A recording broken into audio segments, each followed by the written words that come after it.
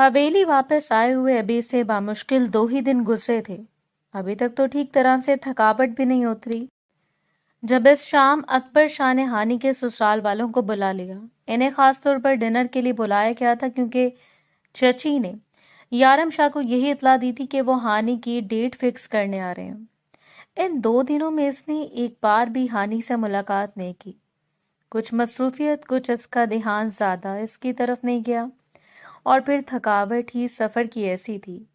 वो पूरे 10 सालों के बाद हवेली वापस लौटा और अब इसे अंदाजा हो रहा था कि वो कितनी बड़ी हो चुकी है। वो 12 साल की छोटी सी बच्ची छोड़कर गया था। डिनर शुरू हुआ तो वो अपने कमरे से फ्रेश होकर नीचे उतरा। सिद्दीकी साहब की फैमिली कुछ ज्यादा बड़ी नहीं थी। बेटा जो किसी कंपनी में जॉब करता था, जबकि 2 बेटियां और सिद्दीकी साहब की बेगम। अकबर शाह ने खास एहतमाम कर लिया। सिद्दीकी साहब और इनकी बेगम बड़ी मोहब्बत से यारम से मिले और इनकी बेटियां भी गहरी दिलचस्पी ले रही थीं। गालिबन दोनों ही अनमैरिड थीं और टिपिकल नंदों की तरह हर बात में नुक्स निकालकर अपनी नंदे होने का सबूत पेश कर रही थी। जुनैरा बेटा जाओ और अंदर से हानि को लेकर आओ। अकबर शाह ने मोहब्बत से जुनैरा को देखते हुए हुक्म दिया, जबकि नाक चिढ़ाती हुई इसने पलटकर अपनी माँ को देखा था। कोई मुलाजमा लेकर आ जाए ऐसे। आंखें घुमाते हुए वो अपनी मगरूरी जाहिर कर रही थी। इसने इतना अच्छा बनाव श्रृंगार किया था, खास जोड़ा पहना था, और अब हानि को पकड़ कर लाती हुई वो कितनी अजीब लगेगी सोच कर ही इसे बुरा लगने लगा। जबकि यारम जो बज़ाहिर तो सिद्दीकी साहब से बातों में मशगूल था, लेकिन बड़ी बारीक बीनी से इन तमाम औरतों का जायजा ले रहा था। फरखंदा बेगम ने फौरन बात को संभालते हुए सितारा को आंखें दिखाई और तभी वो जुनैरा का बाजू पकड़कर अंदर चली गई और कुछ ही देर के बाद इन्हें सीढ़ियां उतरती हुई हानि दिखाई दी। यारम ने पलटकर इसे देखा। वो बहुत बड़ी हो गई थी, इसकी सोच से भी ज्यादा बड़ी, और इन 2 दिनों में इससे हैरत थी कि वो पहली लड़की थी जिसे वो पहली मर्तबा देख रहा था, वरना 2 दिनों से इसके इर्द गिर्द मंडलाती हुई पूरे खानदान की लड़कियां और इन सब लड़कियों से ज्यादा अट्रैक्ट कर रखा था इसे जुनैरा और सितारा ने। हालांकि उम्मे हानि भी इस घर में रहती थी, लेकिन वो एक बार भी इसे सलाम तक करने नहीं आई। पिंक कलर का नेट का बना हुआ ड्रेस जिस पर मोती से काम किया गया था, बराए नाम मेकअप के बावजूद इसके गुलाबी गाल दमक रहे थे। 2 लटों को चेहरे पर गिराए वो अपने लबों को कुचलती नीचे आई और एक नजर सब पर डालकर आहिस्तगी से सलाम करते हुए फरखंदा बेगम के करीब बैठ गए, जिन्होंने मसनूई मोहब्बत से इसके कंधे पर हाथ रखा था। यारम शाह ने एक नजर में बड़ी बारीक बीनी से इसका जायजा ले लिया। इसका लिबास कुछ ज्यादा नया नहीं लग रहा था। लंबे बाल यूं ही पुष्ट पर बिखरे हुए थे, हाथों में कपकपाहट और चेहरे की रंगत भी मुरझाई हुई थी। लेकिन इस सब के बावजूद वो बगैर किसी बनाव श्रृंगार के पूरे घर की लड़कियों पर भारी पड़ रही थी। तैमूर की नजरें तो तब से इस पर जमी हुई थी जब से वो नीचे आई, और इसकी नजरों से वो बिला वजह पजल हो रही थी। अकबर शाह इसे जहेज में अच्छा खासा साजो सामान दे रहे थे, और यही वजह थी कि सिद्दीकी साहब की बेगम नापसंदीदगी के बावजूद भी इसे कबूल करने के लिए तैयार थी। बड़ा घर, बड़े लोग और बड़े लोगों के साथ रिश्तेदारी, ये रिश्ता भी फरखंदा बेगम ने ही तलाश किया। अपनी बेटियों की सौ तारीफें करने के बाद इन्होंने उम्मे हानि की लाचारी, यतीमी और डरपोक तबीयत का तस्करा भी इतनी मर्तबा किया कि सिद्दीकी साहब की बीवी को इस मासूम सी लड़की में अजीबो गरीब नुक्स नजर आने लगे। मेरा इरादा है कि अगले महीने की तारीख 10 तारीख को फिक्स कर लेते हैं। आपका क्या ख्याल है अकबर साहब? सिद्दीकी साहब डायरेक्ट आगा जान से बात कर रहे थे। इस घर के बड़े वही थे और सारे फैसले इन्हीं पर मुनहसर थे। जैसे आपको अच्छा लगे। इन्होंने भी मुस्कुराते हुए रजामंदी दे दी। चलें, दुआए खैर के लिए हाथ उठाएं। फरखंदा बेगम के चेहरे की मुस्कुराहट गहरी होती चली गई। इन्होंने यही तो सोचा था, यारम शाह के फौरन आने के बाद उम्मे हानि का पता साफ कर देंगी। वो हरगिज नहीं चाहती थी कि यारम की मौजूदगी में इनकी बेटियों के अलावा वो कोई भी इसके इर्द गिर्द मंडलाए, इसलिए खानदान भर की दूसरी लड़कियों पर तो वो नजर रखती थी। لیکن سب سے زیادہ اندیشہ اسے ہانی کی طرف سے ہی تھا، اس لیے وہ اسے ہر صورت راستے سے صاف کرنا چاہتی تھی۔ اس پورے وقت میں جو ایک بات یارم کو بہت بری طرح چبھ رہی تھی وہ تھی تیمور کی نظریں، جو ہانی کے چہرے پر کم اور اس کے جسم کی نشیب و فراز میں زیادہ الجھی ہوئی تھی۔ کبھی وہ اس کی کپ کپاتے ہوئے لبوں کو دیکھتا تو کبھی اس کی سراہی دار گردن کو، اور نہ چاہتے ہوئے بھی اس کی نظروں کا مفہوم پڑھ کر وہ سلگ رہا تھا۔ اب ساری آگے یہی جاب کرنے کا ارادہ رکھتے ہیں یا اس سے بھی کچھ بڑی پلاننگ ہے آپ کے پاس؟ بظاہر تیمور کی توجہ بٹانے کے لیے اس نے تیمور کو مخاطب کیا، جبکہ اس کی تیز نظروں کا مفہوم سمجھتے ہوئے تیمور اچھا خاصا گڑبڑا گیا۔ ہلکی پھلکی بات چیت کرتے ہوئے وہ یارم کو آنے والے وقت کے بارے میں آگاہ کر رہا تھا، جبکہ فرخندہ بیگم نے اس سے کچن میں جانے کا حکم دے دیا۔ اپنا دوپٹہ سنبھالتی وہ اٹھ کر کچن میں چلی گئی۔ آج کتنے دنوں کے بعد اس نے اچھا لباس پہنا، حالانکہ یہ بھی اس کا نہیں تھا بلکہ زنیرہ کا تھا، لیکن پھر بھی اسے پہننے کو تو ملا۔ اور ایسے ہی خاص مواقع آتے تو فرخندہ بیگم دل بڑا نکال کر اسے کوئی نہ کوئی لباس پہننے کے لیے دے دیتی۔ وجہ صرف یہی تھی کہ وہ یہاں سے چلی جائے، راستے سے ہٹ جائے۔ وہ اکبر صاحب کے سب سے چھوٹے بیٹے نعیم شاہ کی اکلوتی بیٹی تھی، اور اس وقت اس کی عمر صرف 10 سال تھی جب ایک کار ایکسیڈنٹ میں نعیم شاہ کی ڈیتھ ہو گئی، اور اپنی بیٹی اور جوان بیوی کو چھوڑ کر وہ خالق حقیقی سے جا ملے۔ شاہ حویلی کے لیے یہ اتنا بڑا صدمہ تھا کہ ایک عرصے تک اس کے مکین سنبھل نہیں پائے، لیکن انہیں سنبھلنے میں وقت لگا۔ سنبھل گئے، لیکن دو نفوس تھے جو بری طرح بکھر کر ٹوٹ گئے۔ ان میں نورین بیگم اور 10 سالہ معصوم ام ہانی تھی، جسے اپنے بابا کے بغیر نیند بھی نہیں آتی تھی۔ 2-3 سالوں تک نورین بیگم نے بڑی محبت اور شفقت سے اپنی بیٹی کا خیال رکھا، لیکن حقیقت کیا تھی وہ سب لوگ جانتے تھے۔ وہ اندر سے بکھرتی جا رہی تھی۔ نعیم صاحب کے ساتھ انہوں نے اپنی پسند کی شادی کی، دونوں خالہ زاد تھے، اور یہی وجہ تھی کہ نعیم کی موت ایک ایسا دھچکا ثابت ہوئی جس سے نکلنے میں انہیں عرصہ بیت جاتا، اور اس کی جوانی اور خواہشوں پر رحم کھاتے ہوئے یہ فیصلہ بھی اکبر شاہ کا ہی تھا کہ وہ دوبارہ نکاح کر لیں۔ کچھ مہینوں تک وہ مسلسل انکار کرتی رہی۔ انہیں ہرگز بھی یہ منظور نہیں تھا کہ نعیم کے علاوہ کوئی ان کی زندگی میں آتا، یا وہ ام ہانی کو یوں ہی دوسروں کے رحم و کرم پر چھوڑ کر چلی جاتی۔ لیکن پھر حالات کی مجبوری اور بڑوں کی رضامندی کو سمجھتے ہوئے انہیں بھی یہ فیصلہ ماننا پڑا، اور اکبر شاہ کی حویلی میں انہوں نے سادگی سے جہانگیر صاحب سے دوسرا نکاح کر لیا، جن کی بیوی بھی کچھ عرصہ پہلے وفات پا چکی تھی۔ وہ بیرون ملک مقیم تھے، اور ان کے 2 چھوٹے چھوٹے بیٹے تھے۔ وہ دونوں ایک دوسرے کا سہارا بن گئے۔ ام ہانی کو اکبر شاہ نے اس وعدے کے ساتھ اپنے پاس رکھ لیا کہ وہ ساری زندگی ان کی بیٹی کا خیال رکھیں گے۔ بیرون ملک ہونے کے باوجود وہ اپنی بیٹی سے منسلک تھے، لیکن اب وہ کچھ بھی نہیں کر سکتی تھی، اور جیسے جیسے ام ہانی جوان ہوتی گئی، اس نے سارے راز اپنی ماں کی ہستی بستی زندگی سے چھپانے شروع کر دیے۔ وہ نہیں چاہتی تھی کہ اس کی ماں اس کی وجہ سے پریشان رہے۔ یارم شاہ حویلی کے سب سے بڑے بیٹے سکندر شاہ کا بیٹا تھا، اور بڑا بیٹا یارم اور چھوٹی بیٹی رانیہ، منجلا بیٹا وقار شاہ، جن کی 2 اولادیں تھیں، زنیرہ اور ستارہ۔ ان کی بیوی فرخندہ بیگم وہ عورت تھی جنہوں نے ہمیشہ اس حویلی پر اپنی سرداری کرنے کا سوچا، حالانکہ یہاں کی بہو شائستہ بیگم تھی، لیکن 2 سال پہلے شائستہ بیگم کو فالج کا اٹیک آیا، اور بدقسمتی سے وہ بستر کے اوپر رہ گئی، اور ان کے بعد ساری ذمہ داری فرخندہ بیگم نے خود اٹھا لی۔ بظاہر تو یہ صرف ذمہ داری تھی جسے بخوبی نبھا کر وہ حویلی کی بہو ہونے کا فرض نبھاتی، لیکن حقیقت کیا تھی یہ کوئی بھی سمجھ نہیں پایا۔ اپنی بیٹیوں کی غلط تربیت کے باعث انہوں نے انہیں مکمل طور پر سر چڑھا رکھا تھا، اور رہی بات ام ہانی کی، تو اس سے بلا وجہ نفرت فرخندہ بیگم اور ان کی بیٹیوں کا پسندیدہ مشغلہ بن چکا تھا۔ سارا دن وہ لاوارسوں کی طرح کام کرتی، گھر میں ہر کام کے لیے ملازم ہونے کے باوجود انہیں جو سکون ہانی سے کام کروا کے آتا وہ کسی سے نہیں۔ اور اب جیسے اس نے اپنا 2nd ایئر کمپلیٹ کیا، فوراً اسے فرخندہ بیگم نے رشتہ ڈھونڈ کر اسے تیمور سے منسلک کر دیا۔ فرخندہ بیگم کی بہن کے جاننے والے تھے، اور یہ رشتہ کسی بھی طرح سے ہانی کے لیے پرفیکٹ نہیں تھا۔ لڑکا نہ ہی ویل سیٹل تھا اور نہ ہی بڑا عزت دار خاندان۔ لالچ کے مارے ہوئے مڈل کلاس لوگ جن کی نظر ہانی سے زیادہ شاہ حویلی پر تھی۔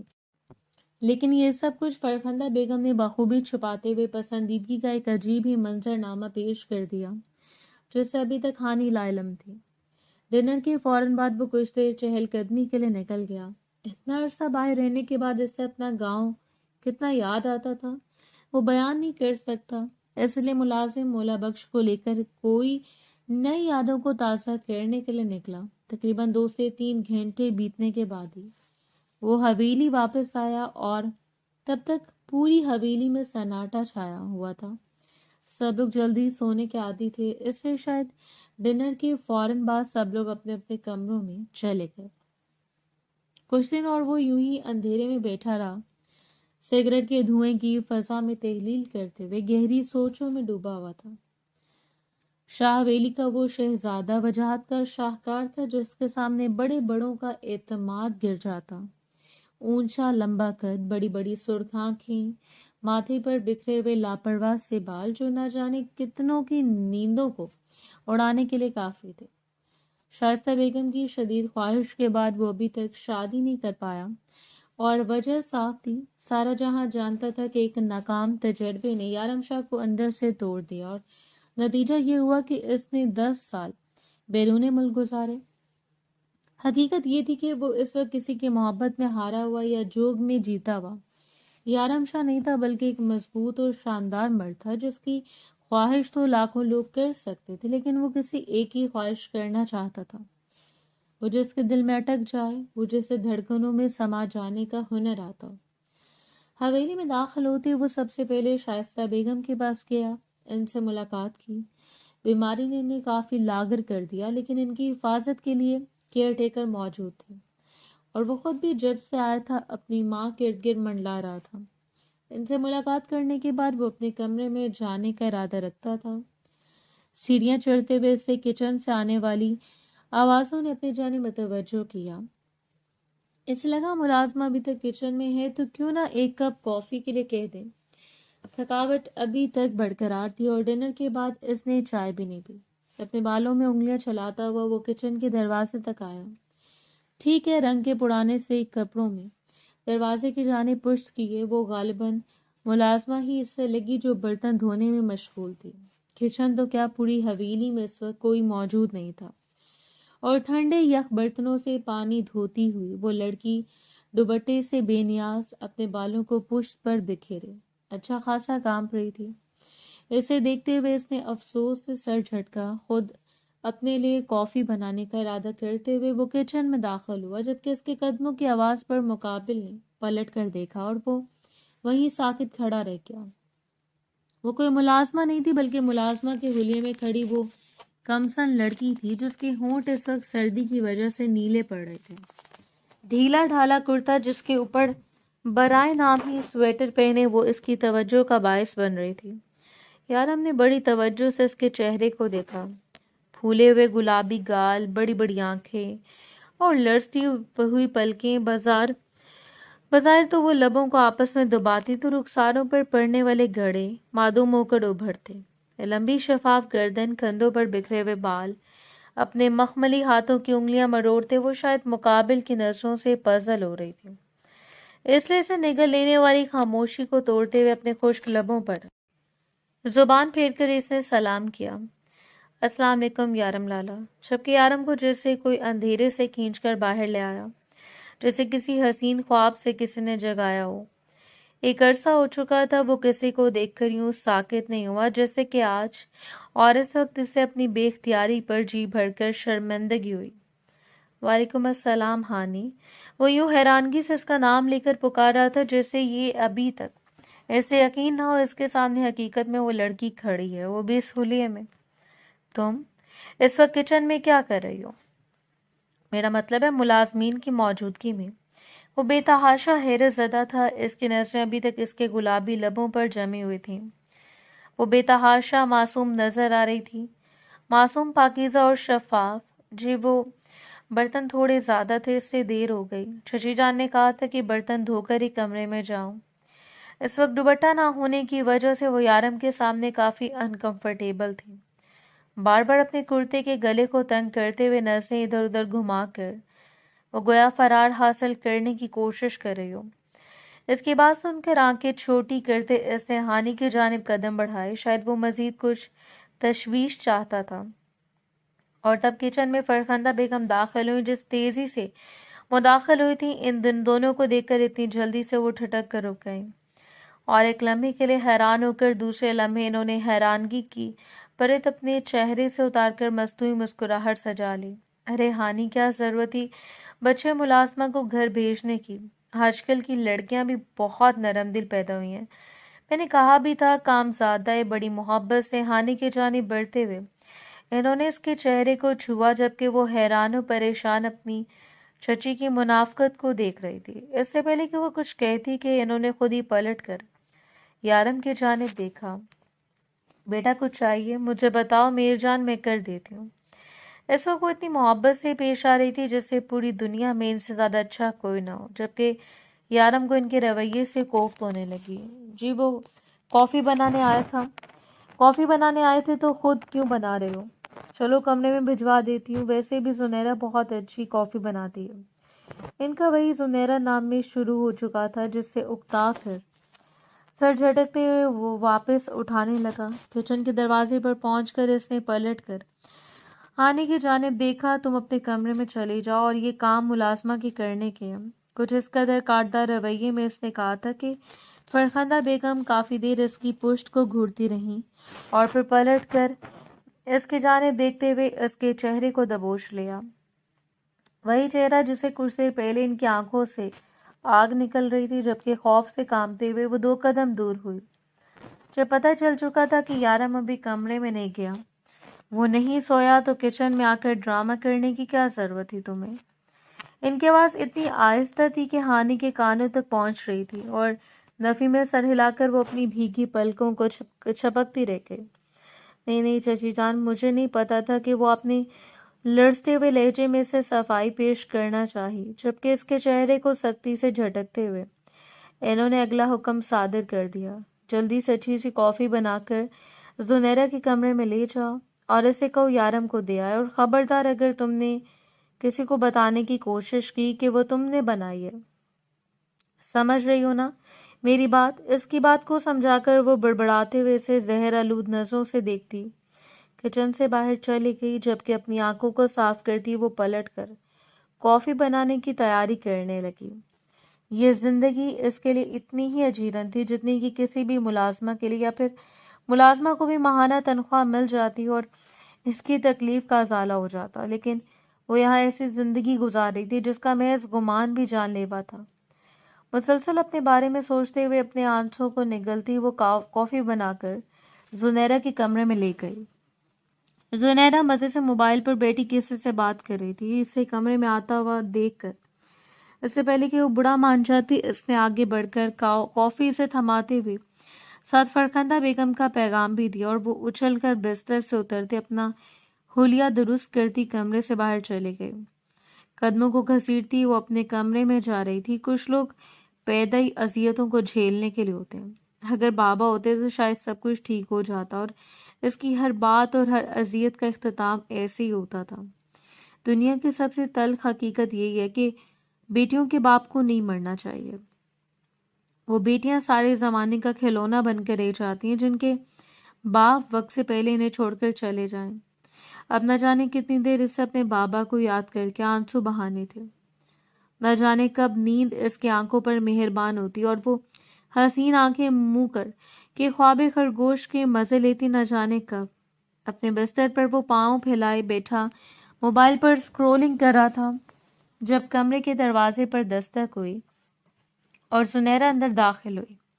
کندھے سے پھسلتا ہوا دوپٹہ، لیئرز میں کٹے ہوئے تازہ بال، لپسٹک اور مسکراہٹ سے جگمگاتا ہوا چہرہ، اس نے آگے بڑھ کر کافی سے تھما دی۔ تیز کر کے بتائیں کیسی ہے؟ اپنی انگلیوں کو مروڑتی وہ نزاکت سے کہہ رہی تھی، جبکہ اس نے چپ چاپ مگ لبوں سے لگا لیا تھا۔ اس وقت اسے کافی کی شدید طلب ہو رہی تھی۔ ایک گھونٹ حلق سے اتارنے کے بعد اس نے اچنبے سے سامنے کھڑی لڑکی کو دیکھا۔ یہ تم نے بنائی ہے؟ گویا وہ یقین نہیں کر پا رہا ہو، جبکہ تیز نظریں زنیرہ کے تاثرات پر جمی ہوئی تھیں۔ وہ اچھا خاصا گڑبڑائی اور پھر سر اثبات میں ہلاتے ہوئے اقرار کر لیا، جی میں نے بنائی ہے، اپنے ہاتھوں سے آپ کے لیے۔ وہ جلدی اپنے تاثرات پر قابو پا گئی تھی، جبکہ آرم کی مسکراہٹ گہری ہوتی چلی گئی۔ اتنی عمر اور اتنے تجربے کے بعد کیا وہ سچ اور جھوٹ میں فرق کرنا نہیں سیکھا تھا؟ بہت اچھی ہے جس نے بنائی ہے، اگلی بار اس سے سیکھ کر بنانے کی کوشش کرنا۔ جبکہ زنیرہ کے چہرے کی رنگت لمحے بھر میں بدل گئی۔ عجیب سستی اس کے چہرے پر پھیلی تھی، جسے وہ بڑا مان گئی ہو۔ 2 قدم آگے بڑھتے ہوئے اس نے یارم کو اپنی بات کا یقین دلوانا چاہا، جبکہ اس نے 2 انگلیوں سے اسے دروازے کی جانب اشارہ کر دیا تھا۔ تم جا سکتی ہو، کافی کے لیے بہت شکریہ، ایک عجیب سے انداز میں کہہ کر اس نے زنیرہ سے باہر چلی گئی۔ عجیب سڑو انسان ہے، مصیبت، ہینڈسم ہے اور حویلی کا ہونے والا وارث ہے، تو کیا کچھ بھی کرے گا؟ میں بھی اپنے نام کی ایک ہوں، ایک بار شادی ہو جائے بس۔ غصے میں بڑبڑاتے ہوئے وہ اپنے کمرے کی جانب جا رہی تھی، جبکہ پیچھے سے وہ پرسوز نگاہوں سے دروازے کو دیکھتا کافی کو انجوائے کر رہا تھا۔ حقیقت یہ تھی کہ کافی اس کی من پسند تھی، اگر ہر شام اسے یہی کافی پینے کو مل جاتی تو اس کا دن بن جاتا۔ نیو بزنس آئیڈیاز کے ساتھ بزنس کو سیٹ کرتے اور ان سارے ہنگاموں میں ہانی ایک بار پھر اس کے ذہن سے محو ہو گئی۔ حویلی میں شادی کی تیاریاں زور و شور سے جاری تھیں، جبکہ انصاری تیاریوں میں سے دستبردار ہو کر وہ پچھلے 2 ہفتے سے بزنس کو سمجھنے اور مختلف تجربات کرنے کی کوشش میں تھا۔ اس کے واپس آ جانے کی وجہ سے وقار شاہ اور سکندر شاہ کو کافی سپورٹ مل گئی۔ یہاں گاؤں اور زمینوں کے معاملات دیکھنے کے لیے اکبر شاہ تھے۔ چاہے وہ اب زیادہ چل پھر نہیں سکتے تھے، لیکن پھر بھی اپنا فیصلہ سنا دیتے۔ وہ اب زیادہ یا ملازم کے ساتھ جا کر کچھ معاملات دیکھ لیتے، جبکہ آفس سکندر شاہ اور وقار شاہ کی ذمہ داری تھی، جو کافی حد تک انہوں نے یار کے کندھوں پر ڈال دی۔ خواتین شادی کی تیاریوں میں الجھی ہوئی تھیں۔ اس روز بھی وہ لاؤنج میں صوفے پر آرام سے بیٹھا لیپ ٹاپ گود میں رکھے ہوئے تھا۔ اس کی مصروف نگاہیں لیپ ٹاپ کی اسکرین میں الجھی ہوئی تھیں۔ جب اسے ملازم نے آ کر بتایا کہ باہر تیمور صاحب آئے ہیں، شاید ہانی بی بی کو اپنے ساتھ لے کر جانا چاہتے ہیں شاپنگ کے لیے، اس نے بس سر اٹھا کر اسے دیکھا، زیادہ توجہ نہیں دی۔ ویسے بھی میں 2-3 بار فرخندہ بیگم اسے بتا چکی تھی کہ رشتہ خانم کی پسندیدگی کی بنا پر طے ہوئے۔ تیمور اور وہ ایک دوسرے کو پسند کرتے ہیں، اور وہ بھی مطمئن ہوا تھا کم سے کم اس لڑکی کی شادی تو پسند سے ہو رہی ہے۔ تیمور اسے کچھ خاص پسند نہیں آیا، وہ عجیب سے انداز رکھتا تھا، لیکن پھر بھی اسے حیرت ہوئی کہ وہ ہانی جیسی معصوم اور شفاف لڑکی کا انتخاب تھا۔ کچھ ہی دیر کے بعد اسے ہانی سیڑھیاں اترتی ہوئی دکھائی دی۔ فرخندہ بیگم نے اس کا بازو تھام رکھا تھا اور اس کے کان کے قریب بڑبڑاتے ہوئے وہ اسے کچھ سمجھا کر باہر کی جانب لے جا رہی تھی، جبکہ ہانی کے چہرے پر پھیلے ہوئے تاثرات سے صاف لگ رہا تھا جیسے کہ وہ جانے کا ارادہ نہیں رکھتی تھی۔ وہ کافی دیر بڑی جذبیت سے اس کے چہرے کو دیکھتا رہا، جبکہ وہ داخلی دروازے سے باہر نہیں نکلی، اور پھر سر جھٹکتے ہوئے خود کو کام کی جانب متوجہ کیا۔ عجیب سے سوالات اس کے ذہن کی اسکرین پر ابھر کر معدوم ہو رہے تھے، لیکن سر جھٹک کر وہ اتنی توجہ سے اپنے کام کی جانب دے رہا تھا۔ یہ ہانی نامہ اس کے بس کا نہیں تھا، اور نہ ہی وہ بھی اس میں الجھنا چاہتا تھا۔ اس وقت اپنے کمرے کی کھڑکی سے وہ باہر کا منظر دیکھ رہا تھا جب مین گیٹ کے پاس گاڑی آ کر رک گئی۔ وہ تیمور کی گاڑی تھی۔ اسے یاد آیا کہ ہانی کو گئے ہوئے تقریباً 2 گھنٹے ہو چکے تھے۔ اسے حیرت بھی ہوئی 2 گھنٹوں میں کون سی شاپنگ ہو جاتی ہے، جبکہ لڑکیوں کی شاپنگ تو پورا دن ختم کر دیتی ہے۔ نہ جانتے ہوئے بھی وہ باہر کا منظر دیکھتا رہا، جب کچھ ہی دیر کے بعد ہینگ گاڑی سے نہائی ہوئی آئی۔ اس کے چہرے پر ڈر تھا کہ وہ دور سے بھی اس کے چہرے کے تاثرات کو پڑھ سکتا تھا۔ شال کو کندھوں پر درست کرتی وہ فرار کے اس انداز میں گاڑی سے اترتی اندر کی جانب بڑھ رہی تھی، اور اسے حیرت ہوئی، اور اس حیرت میں اضافہ اس وقت ہوا جب اس نے ہانی کو اندر آ کر اپنے آنسو صاف کرتے ہوئے دیکھا۔ کچھ تھا جو بہت عجیب تھا، کچھ تھا جو اس سے چھپایا جا رہا تھا۔ इसे सोचों का एक नया दरवाजा खुल गया और वो काफी देर इस जगह को घूरता रहा जहां से वो गुजरी थी, और फिर खिड़की के पर्दे दुरुस्त करते हुए वापस पलट आया। 2 दिनों के बाद एक बार फिर तैमूर का पैगाम आया। वो हानि को शॉपिंग के लिए ले जाना चाहता था। इस वक्त सब लोग सिटिंग एरिया में मौजूद थे और ट्रे में चाय सजाकर लाती हुई हानि ने ट्रे टेबल पर जमा दी जब मुलाजमा ने आकर पैगाम दिया और फरखंदा बेगम ने इसे फौरन तैयार होने के लिए कहा। अपनी उंगलियों को मरोड़ती वो उठ खड़ी हुई। यारम की निगाहें बेख्तियार उसके चेहरे पर जम गईं, जिसके चेहरे की रंगत लम्हे भर में जर्द हो गई। इसकी बड़ी बड़ी हिरनी जैसी आंखों में खौफ उतर आया और इसने फौरन नफी में सर हिला दिया। मुझे नहीं जाना। अगर वो फरखंदा बेगम के पास अकेली होती तो शायद इस वक्त तक मार खा चुकी होती, लेकिन सब लोग मौजूद थे और सब लोगों की मौजूदगी में फरखंदा बेगम का बस नहीं चलता था।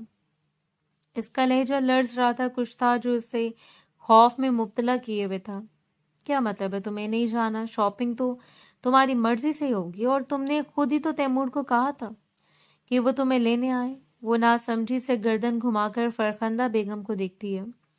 गर्दन मोड़े अकबर शाह को देखने लगी। दादू, मैंने किसी को भी नहीं कहा कि मुझे शॉपिंग करवाएं और मुझे तैमूर के साथ नहीं जाना। शायद जिंदगी में पहली बार इसने अपने लिए स्टैंड लिया था। फरखंदा बेगम और इनकी बेटियों के चेहरे के तासुरात देखने लायक थे। अकबर शाह को हैरत तो हुई, लेकिन फिर उन्होंने मामले को खुश असलूबी से सुलझाते हुए तैमूर को वापस भेज दिया कि खाने की तबीयत ठीक नहीं है, इसलिए वो नहीं जाना चाह रही। इस सारी सूरत हाल का जायजा लेने वाला शख्स इस मामले में अच्छा खासा इन्वॉल्व हो रहा था। इसकी हैरत तब बढ़ी जब इसे सबके चले जाने के बाद एक बार फिर इसे फरखंदा बेगम की जद में देखा। कौन सी मुसीबत आ पड़ी है जो तुमने तैमूर के साथ जाने से इनकार कर दिया? जबकि वो बुरी तरह रोते हुए खुद को छुड़वा रही थी। फरखंदा बेगम ने इसके बालों को दबोच रखा था। मुझे तैमूर से डर लगता है। पिछली बार इसे जाने के बहाने वो गाड़ी में जो हरकतें करता रहा, इन हरकतों ने हानि को इतना खौफजदा कर दिया था कि वो इस शख्स पर कभी भी यकीन नहीं कर सकती थी। अगर से फरखंदा बेगम का खौफ ना होता तो शायद वो अब तक अकबर शाह से साफ बात करके इस रिश्ते से इनकार कर चुकी होती। लेकिन इसे यकीन था जिस रोज वो इस रिश्ते से इनकार करेगी, इस रोज फरखंदा बेगम इसे जहर देकर हमेशा के लिए अपनी नींद सुला देंगे, और वो हरगिज भी इतनी हिम्मत वाली नहीं थी। वो हैरान और परेशान ये मंजर देखकर सुलग उठी। इसका दिल चाहा कि वो फरखंदा बेगम को खड़ी खड़ी सुना दे, लेकिन इससे पहले वो इसे धमकियों से नवाज कर अपने कमरे में चली गई, जबकि इसे देखे बिना हानि भी अपने कमरे में चली गई। फिर आखिर वो दिन भी आ गया जब इसे इस हवेली से रुखसत होकर तैमूर के साथ जाना था। वो सुबह ही आबदीदा हो रही थी। उरूसी लिबास में इस पर टूट कर रूप बरसा था। जिंदगी में पहली बार वो किसी ब्यूटिशियन से तैयार हुई थी और इसका ये रूप किसी को भी बहका देने के लिए काफी था। कमसर दोशीसा का हुस्न इतना सहरंगेज था कि जो भी इसे देखता देखता रह जाता। यार, इनका दिल रात से अजीब हो रहा था। वो न जाने क्यों बार बार इस लड़की के बारे में सोच रहा था। वो वहां कैसे रहेगी? ऐसे तो सिर्फ इस बात पर हैरत थी कि इतनी मासूम लड़की किसी ऐसे शख्स का इंतखाब कैसे कर सकती है, और फिर फरखंदा बेगम का रवैया। लेकिन वो दिल से दुआ गो था कि वो बेहद खुश रहे, क्यों हवेली की एक ही तो लड़की थी जिसका अंदाज देखकर वो कुछ मुतमईन हुआ, वरना दूसरी लड़कियां जिस कदर चिपक चिपक कर इसे अपनी जाने मतवज्जो करती, जिस तरह से बहकाने की कोशिश करती, वो एक भरपूर मर्द होने के बावजूद शर्मिंदा होकर रह जाता। शादी के हर फंक्शन में सुनहरा से चिपक चिपक कर यूं जाहिर कर रही थी जैसे वो यारम की सबसे बड़ी राजदार हो। हालांकि वो दोनों लड़कियों से खौफ खाती थी और इसके करीब आने से पहले 1000 मर्तबा सोचती थी, लेकिन फिर भी इसके अंदाज, इसकी नजरें, सब कुछ हद से ज्यादा इरिटेटिंग था, और वो इरिटेट हो भी रहा था। इस रोज इसने इलाकाई लिबास पहना, सफेद शलवार कमीज पर इलाकाई शॉल। वो इतना दिलकश लग रहा था कि शादी में आई हुई हर हसीन से हसीन लड़की को इसके जाने मतवज्जो होना पड़ता। जो भी इसे देखता दिल थाम कर रह जाता। वो बात करता तो इतना ठहरा हुआ अंदाज की गोया बात मुकाबिल के दिल में उतर जाए। सुबह सिद्दीकी साहब ने अकबर शाह को कॉल की थी और कुछ शराइत बयान की जो कि बिल्कुल ही एक नई बात थी, और इस बात ने अकबर शाह को काफी गजबनाक किया था। وہ غصے میں دھارتے ہوئے انہیں باور کروانے کی کوشش کر رہے تھے کہ وہ چاہے بارات لے کر آئیں یا نہ لے کے آئیں، ان کی بیٹی رخصت ہو یا نہ ہو، اس وقت ان کی کوئی بھی شرط نہیں مان سکتے، یہ ان کی اصولوں کے خلاف ہے۔ بات پیسے کی نہیں، بات ان کے اصولوں کی تھی۔ اور صدیقی نے خاموشی سے کال کاٹ دی۔ صدیقی اور اس کی بیوی کے دل میں جو چوٹ پڑ رہا تھا اکبر شاہ سے بخوبی واقف تھے۔ ان کا بیٹا تیمور تو ایک حسن پرست شخص تھا، ویسے بھی اتنی حسین لڑکی کو دیکھ کر اس کے ارادے ٹھیک نہیں تھے، اور اسے صرف ایک بار وہ پانا چاہتا تھا، لیکن اس کی ماں اور بہنوں کے سامنے اس کی کوئی خاص مرضی نہیں چلتی۔ بارات کا وقت 2 بجے مقرر تھا اور اکبر شاہ نے تاکید کی کہ اس سے زیادہ دیر نہیں کی جائے گی، لیکن یہ سازش تھی یا اپنی ضد جتانے کا ایک طریقہ کہ وہ اس وقت 4 ہونے کو آئے تھے لیکن بارات کا نام و نشان نہیں تھا، اور یہ بات اکبر شاہ اور ان کے بیٹوں کے لیے پریشانی کا سبب بن رہے تھے۔ کافی دیر سے دلہن بن کر بیٹھی وہ زنیرہ اور ستارہ کی جلی کٹی باتیں سن رہی تھی۔ حالانکہ رانی اسے تسلی دیتے ہوئے بار بار ریلیکس رہنے کا کہہ رہی تھی، لیکن زنیرہ کی باتیں وہ بار بار اسے سیاہ نصیب اور منحوسیت کے طعنے دے کر یہ باور کروانے کی کوشش کر رہی تھی کہ اگر بارات نہ آئی تو وہ ساری زندگی سے دہلیز پر بیٹھی رہ جائے گی۔ اس کا ننھا سا دل بری طرح لرز رہا تھا اور لب دعا کر رہے تھے کہ کس طرح بارات آ جائے، اس کی عزت بچ جائے۔ یہاں کوئی بھی اس کا اپنا نہیں تھا، ایک اس کی ماں جو کسی مجبوری کے تحت اس کی شادی اٹینڈ نہیں کر پائی، اور اسے کسی سے کوئی گلہ نہیں تھا۔ ہر شخص اپنی زندگی میں مست و مگن تھا اور ہر ایک کا حق بنتا ہے کہ وہ اپنی زندگی میں موجود خوشیوں کو بھرپور طریقے سے انجوائے کرے۔ میں نے پہلے اس لڑکی کو سمجھایا تھا کہ تیمور اچھا لڑکا نہیں ہے، اس کے ساتھ تعلقات مت بناؤ۔ اب دیکھ لیا نتیجہ، سب کو شرمندہ کروا دیا۔ اس لڑکی نے فرخندہ بیگم کو جہاں موقع ملتا وہ اگلنے لگ جاتی، اور اس بار بھی لوگوں کی پرواہ کیے بغیر جو منہ میں آ رہا تھا بولے جا رہی تھی۔ بہو اپنی زبان کو قابو میں رکھو، سوچ سمجھ کر بات کیا کرو۔ اکبر شاہ کو بہت برا لگا تھا جب انہوں نے سر جھٹکتے ہوئے وقار شاہ کو دیکھا تھا جو خود انہیں نظروں سے دیکھ رہے تھے۔ اب جو سچ وہ تو کہوں گی، کندھے اچکا کر فرخندہ بیگم نے لاپرواہی ظاہر کی۔ سکندر شاہ خود پریشان تھے، وہ ایک کونے میں کھڑا مسلسل تیمور کا نمبر ڈائل کر رہا تھا۔ اب کھانا کھلا کر سب کو بھیج دیں، آگا جانے اور حقیقت کو تسلیم کریں۔ اب نہیں آئے گی بارات، یہ ساری زندگی اسی دہلیز پر بیٹھی رہے گی ہماری بیٹیوں کا حق کھانے کے لیے۔ اور یارم نے پہلی بار سر اٹھا کر فرخندہ بیگم کو دیکھا تھا۔ ان کی جلی کٹی باتیں سے بے تحاشا بری لگ رہی تھی، وہ کسی معصوم لڑکی کے کردار پر بات کر رہے تھے، اور اس ایک کی بارات نہیں آئی تو دوسرا اسے قابل نہیں چھوڑ رہی تھی کہ گاؤں کا پھر کوئی بھی شخص حویلی کے دروازے تک بارات لے کر آتا۔ اپنے سینے پر ہاتھ رکھتے اکبر شاہ وہیں صوفے پر بیٹھ گئے۔ سکندر شاہ تیزی سے ان کی جانب بڑھے تھے۔ میری دوا لا دو سکندر، میری طبیعت خراب ہو رہی ہے، انہوں نے ہارے ہوئے لہجے میں ہاتھ اٹھا کر کہا، جبکہ یارب نے مضبوطی سے ان کا ہاتھ تھام لیا۔ آگا جان یار پلیز، اسلام میں وہ ہرگز نہیں چاہتا تھا کہ اس کا دادا ہار جائے، اور وہ شخص جس نے لوگوں کو انصاف دلایا، جو دوسروں کے دلوں پر حکومت کرتا تھا، آج سب کے درمیان کندھے چپکا کر بیٹھ جائے، اسے نہیں برداشت تھا۔ اور آگا جان نے ایک نظر اسے دیکھا اور پھر دیکھتے رہ گئے۔ اگلے پل نہ جانے اس کے ذہن میں کیا سمائے، انہوں نے نرمی سے اپنے پوتے کے ہاتھ تھام لیے تھے۔ ان دونوں کے درمیان کیا گفتگو ہو رہی تھی، چند قدموں کے فاصلے پر کھڑے گھر کے مکینوں کو بھی اندازہ نہیں تھا، جبکہ وہ جو کچھ کہہ رہے تھے وہ یارم کو حیران کر دینے کے لیے کافی تھا۔ آگا جان، اس کے اور میری عمر میں بہت فرق ہے، اس نے بے بنیاد سا جواز پیش کیا۔ یہ سب کچھ تو آگا جان کو خود بھی نظر آ رہا تھا، لیکن اس کے باوجود وہ قائل کر رہے تھے۔ اگر تم کہو تو میں تمہارے سامنے ہاتھ جوڑ لیتا ہوں یارم۔ وہ بے چارگی کے آخری سیرے پر کھڑے تھے اور یارم نے نرمی سے ان کے ہاتھوں کو تھام لیا۔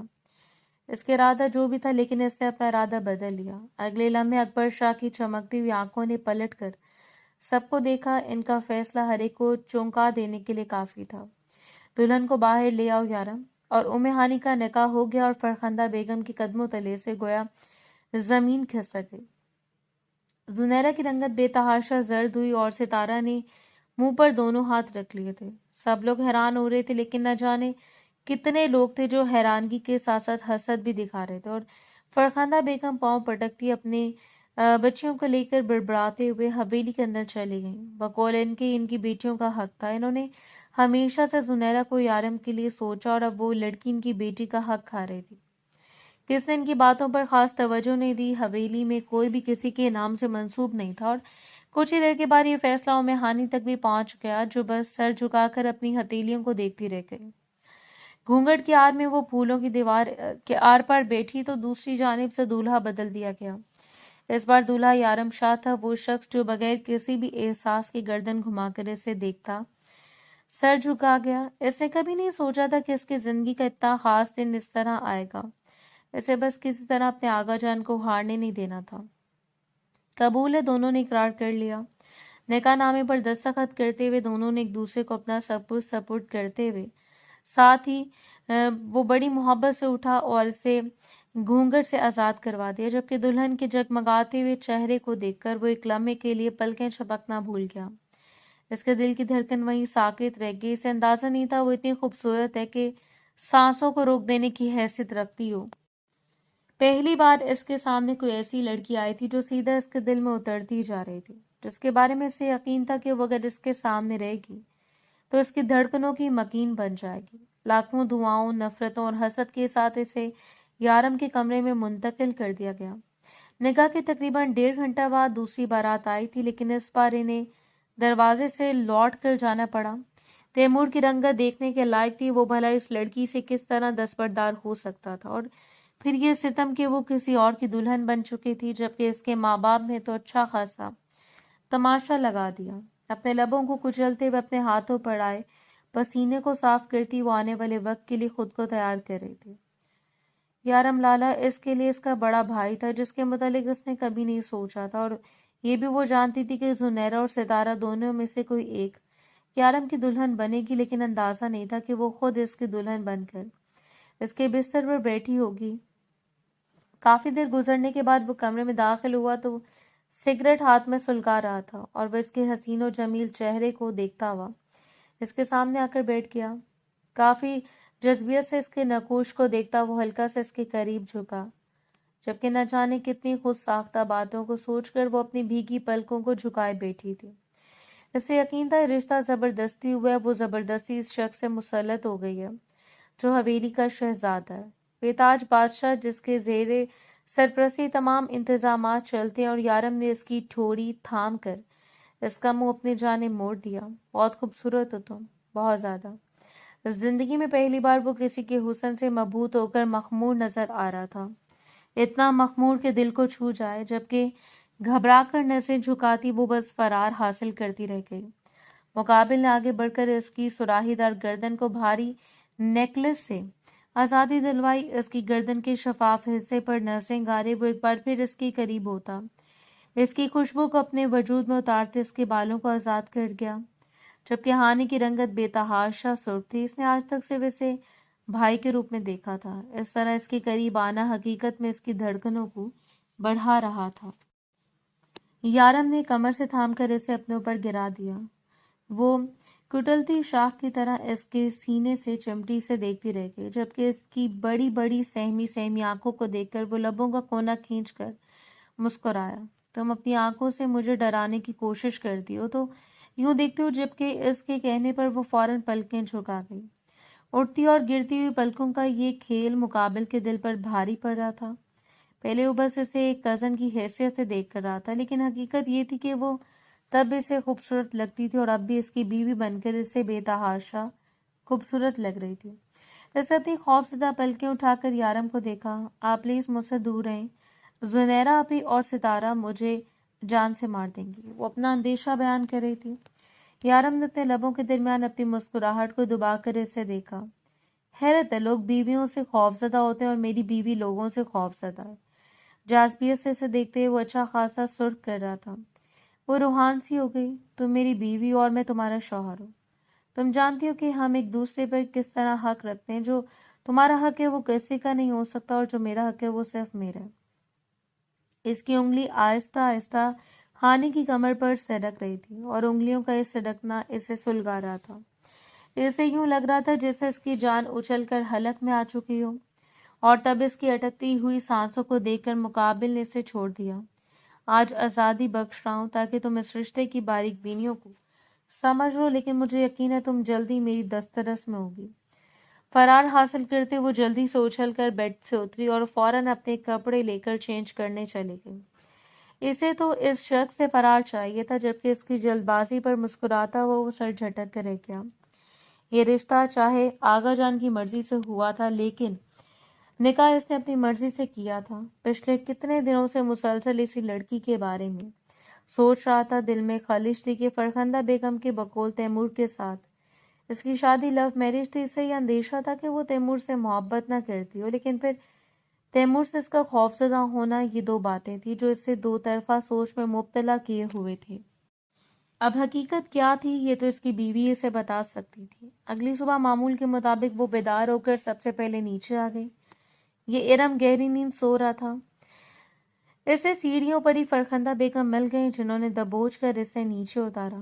ٹھنڈ پڑ گئی تمہیں رات گزار کر؟ یارم کے ساتھ یہی تو چاہتی تھی تم، تبھی تو جب سے وہ آیا اس کے آگے پیچھے گھوم رہی تھی۔ وہ زہر اگل رہی تھی۔ گزشتہ رات نہ ہی انہوں نے سکون سے اپنی آنکھیں بند کی اور نہ ان کی بیٹیوں کو سکون تھا۔ انہوں نے بچپن سے ان کی ذہن میں یہی بات ڈال دی تھی کہ وہ شادی اس شخص سے کریں گی جس کی سرداری ہو۔ اس کی بیٹی کا نکاح کر یارم سے ہو جاتا تو دوسری کے لیے بھی وہ کوئی ایسا ہی شخص ڈھونڈ لیتی، لیکن انہوں نے تو ایک جانب سے ہی خسارے کا سامنا ہوا۔ نہیں، ایسی بات نہیں ہے چچی جان، اس نے انکار کرنا چاہا جب فرخندہ بیگم نے سختی سے اس کا منہ دبوچ لیا۔ تمہیں تو زہر دے کر مار دینا چاہیے تھا، جا کر اس حویلی میں رکھ دی۔ تم نے میری بیٹی کا حق کھایا ہے، یاد رکھنا وہ تمہارے پاس بھی زیادہ دن نہیں ٹکے گا۔ تمہاری زندگی برباد کر دوں گی میں۔ وہ بس روئے جا رہی تھی، اس میں اتنی ہمت نہیں تھی کہ اپنے وجود کو چھڑوا لیتی۔ تبھی سیڑھیاں اتر کر مار کھاتا ہوا دکھائی دیا۔ فرخندہ بیگم نے فوراً اسے چھوڑ دیا۔ اتنی صبح جاگنے کی کیا ضرورت تھی میری جان، شوہر کے ساتھ ہی نیچے آیا جاتا ہے، انہوں نے تو پینترا ہی بدل دیا۔ یارم نے آگے بڑھتے ہوئے اس کی گردن میں ہاتھ ڈال کر اسے اپنے قریب کر لیا۔ وہ اس کے آنسوؤں کو دیکھ چکا تھا اور فرخندہ بیگم کی باتیں بھی سن چکا تھا۔ ابھی اس حویلی میں اس حویلی کے اکلوتے سردار کی بیوی ہے، یعنی کہ ہونے والے سردار نے اس کے لیے خصوصی طور پر رعایت کیا کرے۔ چچی جان، اس کی عزت اور تکریم میں کوئی فرق نہیں آنا چاہیے۔ رہی بات نیچے آنے کی تو وہ اس کی مرضی پر ڈیپینڈ کرتا ہے، اور اس کی مرضی کے سامنے یارم بھی کچھ نہیں۔ وہ تو ایک رات میں پان سے پلٹ گیا۔ فرخندہ بیگم کو تو یقین ہو گیا کہ اس لڑکی نے کوئی جادو ٹونا کر دیا، جس سے اس کی ماں نے نعیم صاحب پر جادو ٹونا کر رکھا تھا، بالکل اسی طرح۔ کیا کہہ رہی ہیں امی؟ یارم نے اس کے ایسا کیا کر دیا گیا؟ زنیرہ تو گویا مرنے کے قریب تھی۔ ہاں، اور تم لوگ ہاتھ پر ہاتھ دھر کر بیٹھی رہو۔ میں نے کتنے ہاتھ پاؤں مارے، لیکن تم دونوں نے ناک کٹوا دی میری۔ وہ رات سے 10 مرتبہ انہیں جھاڑ چکی تھی، ایک بار مزید اضافہ ہو گیا۔ وہ جانتا تھا کہ وہ اسے بہت زیادہ خوف زدہ ہے، نہ ہی وہ اس کا اعتماد حاصل کر پا رہا ہے اور نہ اس کے دل سے اپنے خوف کا نکال پا رہا ہے۔ ہاں، لیکن حویلی میں سب کے سامنے وہ اسے عزت دلوانے میں کامیاب ہو چکا تھا۔ اس نے سختی سے منع کر دیا کہ کوئی بھی اس کی اجازت کے بغیر اس کی بیوی سے فضول بات نہیں کرے گا۔ وہ گھر کی کسی کام کو ہاتھ نہیں لگائے گی، اور اگر کسی نے اس پر سرداری دکھانے کی کوشش کی تو اسے یارم کے سامنے جواب دینا پڑے گا۔ وہ یارم کی موجودگی میں اس کے کمرے میں رہنے کی بجائے زیادہ تر شائستہ بیگم کے پاس چلی جاتی۔ 3-4 دن ہو چکے تھے ان کی شادی کو۔ زنیرہ اور ستارہ اپنی زبان کو کنٹرول کر چکی تھیں، یارم کے ڈر کی وجہ سے، لیکن ان کی آنکھیں ان کے کنٹرول میں نہیں تھیں۔ اس روز وہ کمرے سے باہر نکل رہی تھی جب یارم نے اس کی نازک سی کمر کو ہاتھ ڈال کر اسے اپنی جانب کھینچ لیا، اور وہ اس کے سینے سے لگی اس کی آنکھوں میں دیکھتی رہ گئی۔ میں یہاں تمہیں اپنے لیے لے کر آیا ہوں، تمہیں نہیں لگتا کہ تھوڑا ٹائم تمہیں اپنے شوہر کو دینا چاہیے؟ وہ ہرگز بھی اس کے گمان نہیں تھا، جانتا تھا کہ فرخندہ بیگم نے اسے کس اذیت میں مبتلا کر دیا۔ اتنے دنوں میں اس کے بارے میں وہ یہ سب کچھ تو جان پایا تھا کہ وہ یہ بھی سراسر جھوٹ تھا کہ وہ تیمور سے محبت کرتی ہے، بلکہ یہ رشتہ فرخندہ بیگم کی رضامندی سے طے پایا۔ وہ نہ تو تیمور کو پہلے سے جانتی تھی اور نہ اس کے تعلقات کسی کے ساتھ تھے۔ نہ جانے کیوں یہ سوچ کر ایک اطمینان سا اس کے دل میں اترتا چلا گیا، اور شوم قسمت اس کی روز دن میں تیمور اسے ملنے آیا۔ بارات اگر 1-2 گھنٹہ لیٹ ہو جاتی ہے تو اس کا مطلب یہ نہیں کہ کسی کی منکوہا کو اپنی بیوی بنا لیا جائے۔ شاہ صاحب اور دھرمی سے اس کے سامنے کھڑا تھا۔ اسے بھی طلاق دے دو، میں اسے پانے کے لیے تیار ہوں، فوراً نکاح کر لوں گا۔ اور اس کا دل چاہا کہ وہ آگے بڑھ کر تیمور کے منہ پر پے در پہ تھپڑ لگا دے۔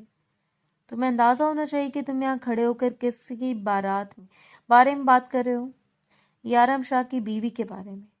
कौन सी बीवी है शाह साहब, जिसके जिस्म पर लिबास मेरे नाम का था, जिसके हाथों की मेहंदी मेरे नाम की थी, जिसका बनाव श्रृंगार मेरे नाम का था, और शायद जिसके ख्वाब भी मेरे नाम के। अगर खरीदने की कोशिश की तो इसकी आंखों में मौजूद खौफ भी मेरे नाम का होगा। जबकि इसने आगे बढ़कर इसे गर्दन से दबोचकर पीछे धकेल दिया। खबरदार, ये ना हो कि तुम्हें वापस जाने के लिए कंधों का सहारा लेना पड़े। अगर चाहते हो अपने कदमों पर वापस जाओ तो चुपचाप पलट जाओ और आज के बाद कभी भी इस लड़की की तमन्ना लेकर किसी दरवाजे तक ना आना। इसे तैमूर की आंखों में हवस साफ नजर आ रही थी। इसे सिर्फ जिस्म की हवस थी, सिर्फ इसके हुस्न से मुतारिफ होना चाहता था। वो ना तो इसकी मोहब्बत थी और ना ही कभी बन सकते थे। बस बेपनाह दौलत का लालच। इस रोज यारम शाह ने इसके साथ जो रवैया अख्तियार किया था, इसके बाद इसे यकीन था कि वो कभी भी इसके दरवाजे पर नहीं फटकेगा। वो यहाँ सिर्फ इसलिए आया ताकि अपने अंदर की भड़ास को कम कर ले, ताकि वो शर्मिंदगी को कम कर ले।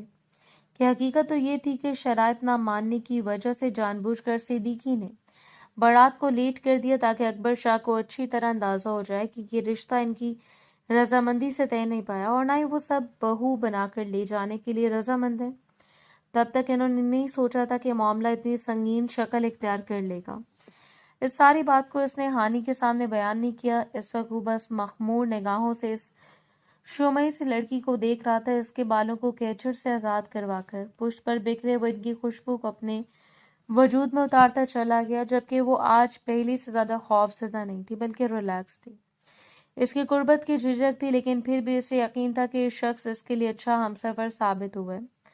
वैसे भी यारम शाह ने इसे जितनी इज्जत दिलवा दी थी, आज तक हवेली में से वो मुकाम और इज्जत कोई नहीं दिलवा सका। शाह साहब प्लीज। इसने अपना कपकपाता हुआ हाथ इसके चौड़े सीने पर जमा दिया। रहम करो बेगम, और कितना इंतजार करवाओगे? जान लेनी है मेरी। इसे करीब करते हुए वो इसकी शेरक पर अपने लब रख चुका था, जबकि गुदगुदी के बायस वो खिलखिलाकर हंस पड़ी। वो पहली बार इसे यूं हंसते हुए देख रहा था। इसके डिम्पल बिल्कुल वाजे थे और बेताबी से इसके डिम्पल्स पर बारी बारी लब रखता वो इसकी चमकती आंखों को देखता रह गया। अब तुम ये लम्हा भी मेरी दस्तरस से फरार नहीं मिलेगी। इसकी बेताबी उरूज पर थी। इसे बाजों में भरकर बिस्तर तक लाते बामुश्किल अपनी धड़कनों को संभाल कर इसकी गर्दन पर बेतहाशा लब रखते वो इसे भी मखमूर ना होने पर मजबूर कर गया। जबकि पूरे हक से यारम के गले में बाजू डाले वो अपना आप इसके सपुर्द कर गई थी। वो इसे मखमूर कर रहा था, इसकी मोहब्बत में पूर डूब कर, इसकी गहराइयों में उतर कर अपनी जिंदगी के हर बुरे तजर्बे को फरामोश कर रहा था। ये लड़की इसकी जिंदगी में आ गई एक शफाफ कतरे की तरह, हर तरफ से पाकीज़ा, जिस पर वो आंखें बंद करके यकीन कर सकता था। बेतहाशा इसके लबों पर अपने लब रखते वो इसे अपने जुनून से मुतारिफ करवा रहा था। हर सुलगते हुए दिल पर गोया आग फन कर इन्होंने एक दूसरे को तकमील का दर्जा दे दिया।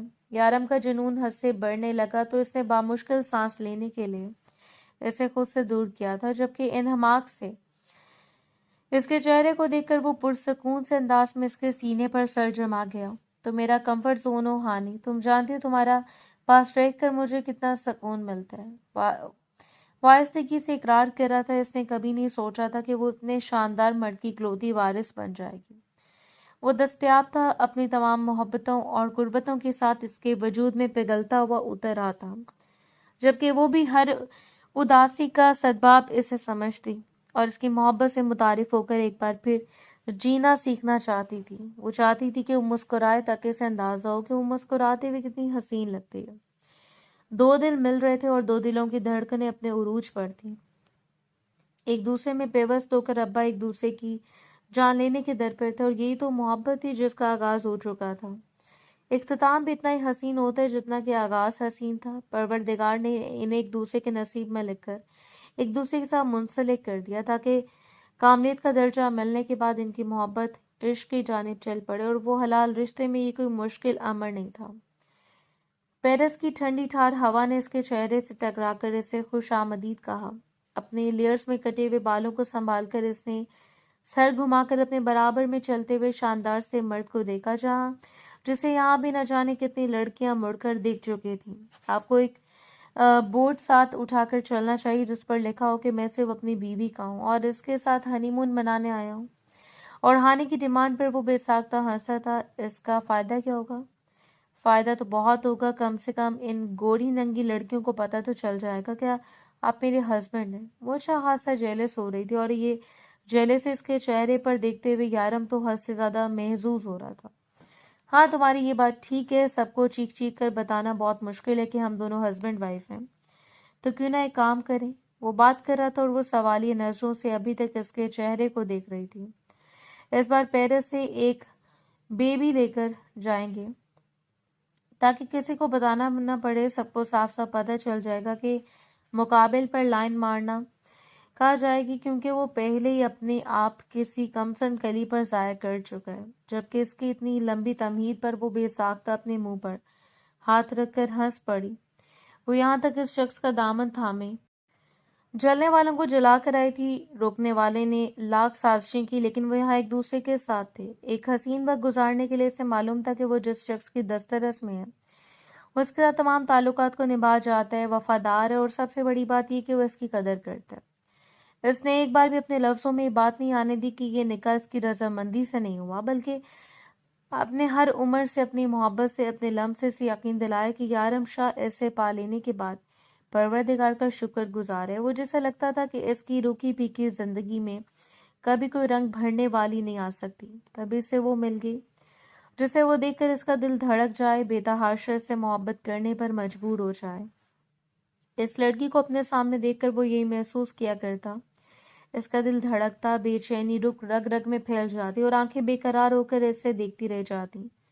وہ جو محبت سے لبریز تھی صرف مسکراتا دیکھ کر، جس نے اپنی زندگی کے تمام تر مسائل کے باوجود صرف شکر کرنا سیکھا تھا، کیونکہ شکر گزاری ایک ایسا عمل ہے جو بھی ادا کرتا ہے پروردگار اسے پہلے سے زیادہ نوازتا ہے. وہ سب کچھ نواز دیتا ہے جس کی وہ کبھی تمنا کرتا ہو.